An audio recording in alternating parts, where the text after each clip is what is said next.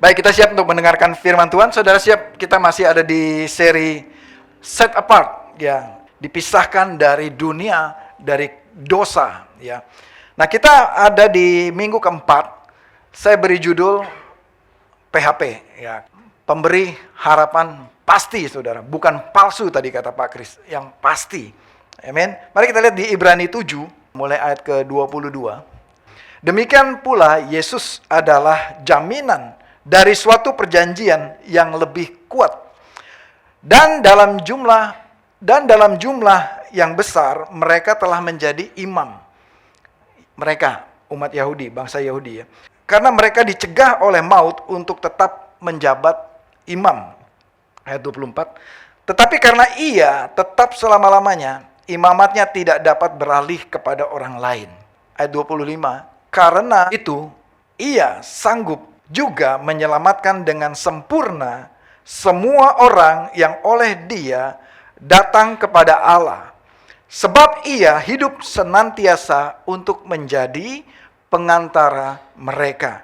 Ayat 26. Sebab imam besar yang demikianlah yang kita perlukan, yaitu yang saleh, tanpa salah, tanpa noda, yang terpisah dari orang-orang berdosa, dan lebih tinggi daripada tingkat-tingkat sorga. Ayat 27.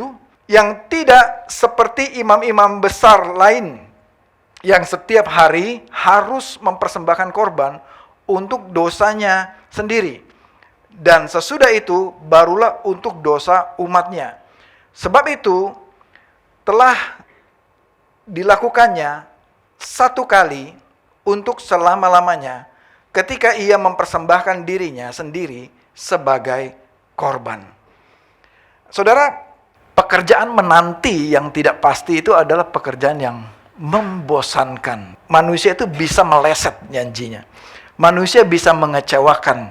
Manusia itu bisa berubah juga kalau udah kasih janji. Saya pun, saudara, berpotensi bisa juga mengecewakan saudara. Udah janji sama Pak Raswan, ternyata dia meleset, dia berubah janjinya. Nggak jadi kita ketemu siang ini. Bisa nggak gitu? Bisa, saya bisa. Saya sangat bisa mengecewakan saudara. Nah, itu makanya muncullah istilah apa, saudara?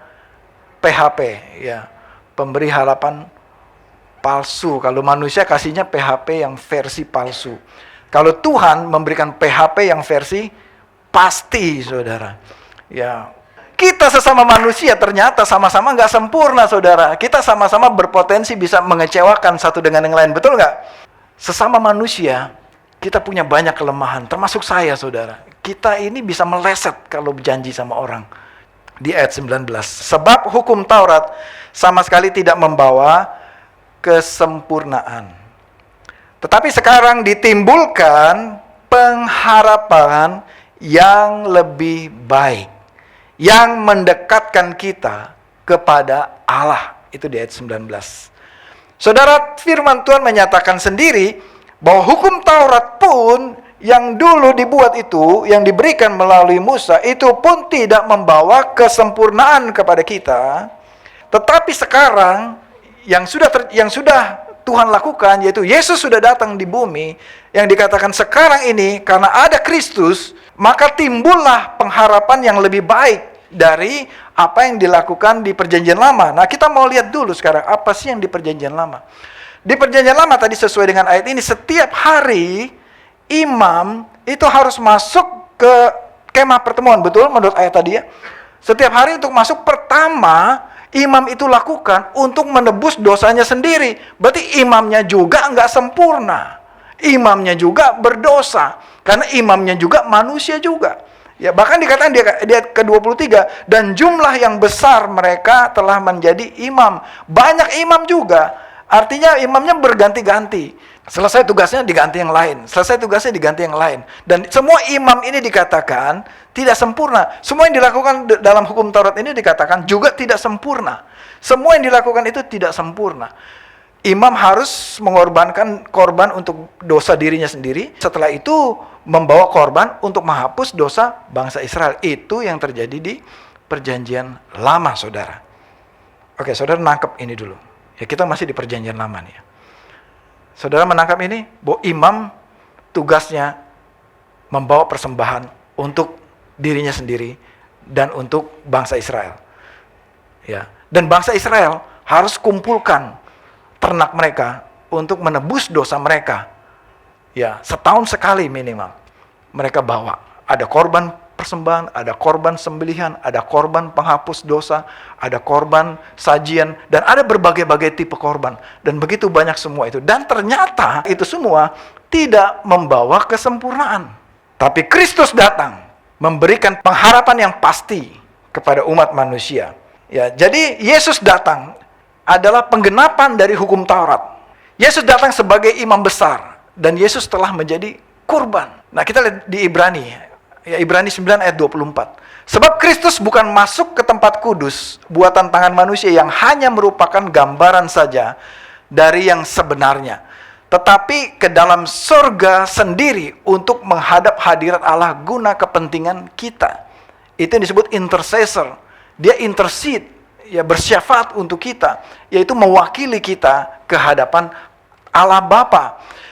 Jadi Yesus dikatakan adalah imam besar. Tadi perjanjian lama ada banyak imam, dan imam itu semua berdosa dan tidak sempurna. Tapi Yesus datang ke bumi untuk menjadi imam besar. Jadi imam yang sesungguhnya, saudara, adalah Yesus itu sendiri.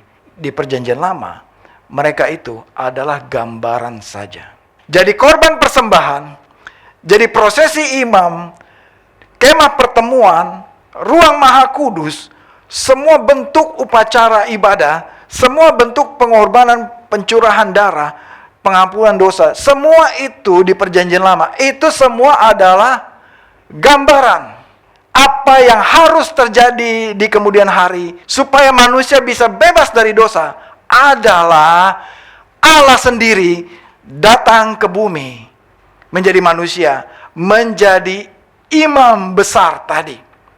Dan Allah sendiri yang harus masuk, tadi firman Tuhan katakan, ke dalam ruang maha kudus, yaitu ke tata sorga sebagai imam untuk membawa korban persembahan. Dan korbannya itu adalah Yesus sendiri. Jadi Yesus bertindak sebagai imamnya, Yesus juga bertindak sebagai kurbannya juga. Dan inilah yang dikatakan di ayat 28, yaitu yang saleh, yang tanpa salah, yang tanpa noda, yang terpisah dari orang-orang berdosa. Jadi Yesus tidak perlu juga bawa korban untuk pengampunan dosa dirinya sendiri, karena Yesus tidak berdosa. Amin, saudara. Tanpa salah, saleh, tanpa noda, terpisah dari orang berdosa. Yesus di set apart, dipisahkan dari dosa, dari dunia, dan Yesus tidak bisa berdosa karena dia adalah Allah. Dan korban yang sempurna untuk menebus manusia adalah harus korban yang sempurna, yang tidak berdosa, yang tanpa cacat, tanpa noda, yang saleh, yang terpisah dari dosa, dari orang berdosa. Siapakah dia, saudara? Hanya Yesus. Amin, saudara. Ayat 26, hanya Yesus. Sebab imam besar yang demikianlah yang kita perlukan. Saudara nggak perlu yang lain. Saudara nggak perlu bayar lagi. Saudara nggak perlu lagi yang lain-lain. Kegiatan dan usaha yang lain tidak perlu. Yang saudara perlukan adalah imam besar. Dan imam besar itu hanya satu imam besar yang agung. Yaitu siapa, saudara? Yesus Kristus Tuhan kita. Yang lebih tinggi, dikatakan di ayat 26, daripada tingkat-tingkat sorga. Amin, saudara. 1 Yohanes 1 ayat 9. Jika kita mengaku dosa kita, maka ia adalah setia dan adil, sehingga ia akan mengampuni segala dosa kita dan menyucikan kita dari segala kejahatan. Jika kita mengaku dosa kita, maka sudah ada imam besar yang akan melayani saudara. Jika saudara bangsa Israel seperti zaman perjanjian lama yang mau datang untuk meminta pengampunan dosa, saudara sudah punya imam besar yang siap untuk melayani kita, yaitu siapa? Yesus Kristus Tuhan kita.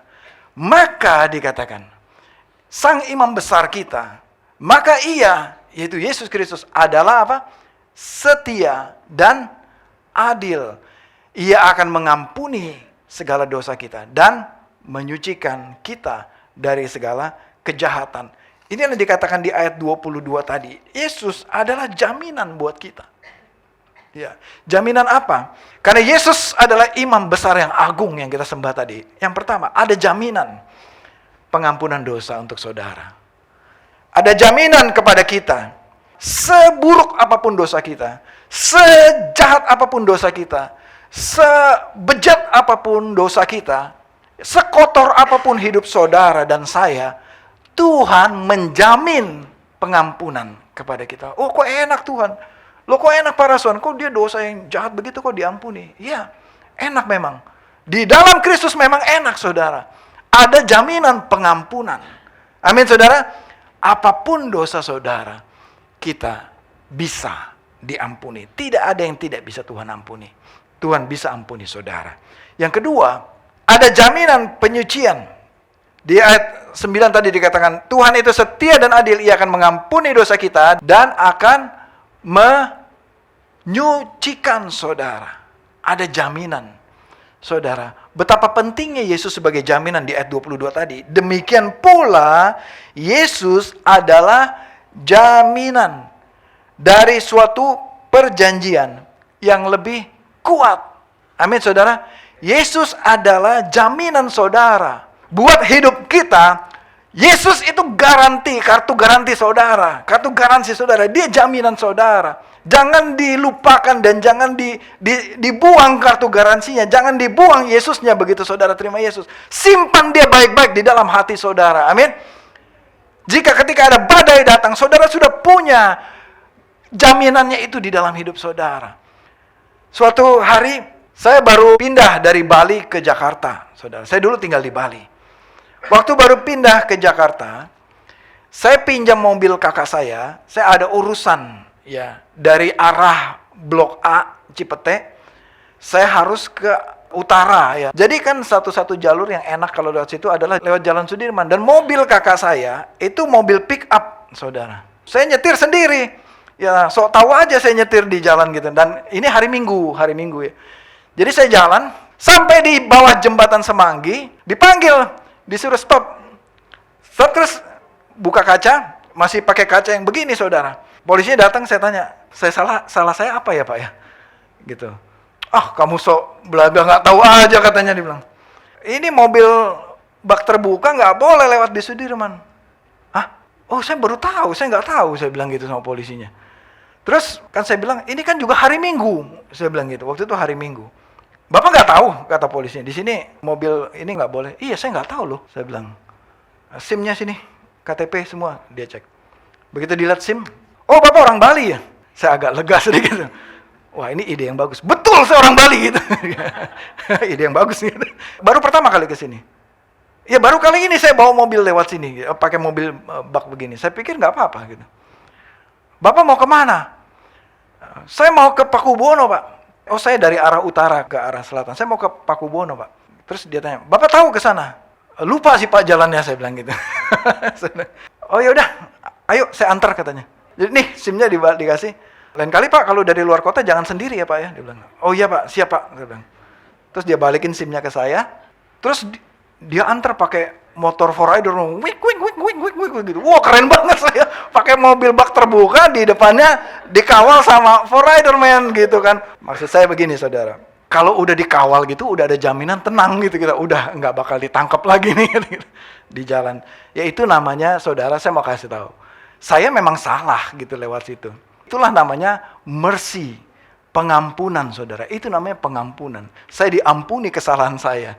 Ya itu namanya rahmat Tuhan. Pengampunan Tuhan. Yang seharusnya saya terima hukuman, tapi saya tidak terima hukuman. Itu namanya rahmat. Itu namanya mercy. Sudah diampuni, diantar pula gitu. Itu namanya anugerah saudara. Yang tidak pantas saya terima dari dia. Baik sekali nih Bapak nih antar saya ya sampai ke tempat tujuan. Gratis pula gitu ya. Tanpa apa. Itu namanya anugerah yang diberikan kepada saya. Saudara, Yesus sanggup memberikan kepada saudara jauh lebih baik dari itu. Lebih baik dari yang saya alami. Dosa saudara, Tuhan sanggup ampuni. Seperti saya tadi diampuni. Tuhan bisa mengampuni dosa saudara. Bahkan saudara bisa terima anugerah berkat yang berkelimpahan dalam hidup saudara. Saudara disucikan, saudara diampuni, saudara mengalami jaminan penyucian, yaitu anugerah, jaminan dikuduskan. Jadi kekudusan itu bukan usaha kita sendiri. Saudara, kita perlu imam besar agung itu. Karena Yesus adalah imam besar, ada jaminan kita disucikan, kita dikuduskan. Amin saudara. Jika saudara pernah dikecewakan, jika saudara putus pengharapan karena manusia bisa mengelabui saudara, tidak menepati janji, hari ini saya mau sampaikan ini kepada saudara. Berharaplah kepada Yesus Kristus. Amin saudara. Yesus akan memberikan pengharapan yang pasti kepada saudara. Yesus adalah jaminan pengharapan saudara. Amin. Dia adalah jaminan yang tidak akan lalai menepati janjinya. Yesus tidak akan pernah berubah pikiran, nggak jadi deh, berkati dia. No, Tuhan sekali berjanji, sekali dia covenant, mengikat janji kepada saudara, dia pasti akan menepati kepada saudara. Amin saudara. Yesus adalah jaminan saudara. Dia kartu garansi yang asli saudara, sah, otentik, dan akan menggenapi kepada saudara. Yesus pemberi harapan yang pasti. Amin saudara.